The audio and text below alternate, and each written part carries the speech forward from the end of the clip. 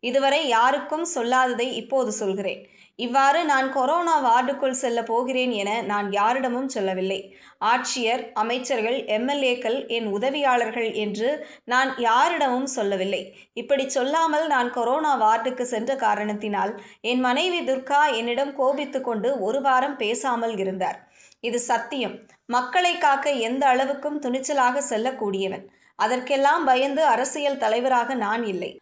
பழனிசாமியின் கீழ்த்தரமான பேச்சை கேட்ட பிறகு என்னுடைய வருத்தமெல்லாம் என்ன தெரியுமா? தந்தை பெரியார், பேரறிஞர் அண்ணா, பெருந்தலைவர் காமராஜர், மக்கள் திலகம் எம்.ஜி.ஆர்., இனமான பேராசிரியர் என்று எத்தனையோ பண்பாடு மிக்க பெருந்தலைவர்களிடம் நேரில் பழகக்கூடிய நீண்ட அரசியல் அனுபவம் கொண்ட நான் இன்று இவருக்கெல்லாம் பதில் சொல்லும் நிலை இருக்கிறதே என்று உண்மையிலேயே வருத்தப்படுகிறேன். அதிமுக பொதுச் செயலாளரான பின்பு எடப்பாடி பழனிசாமி வென்றதே இல்லை.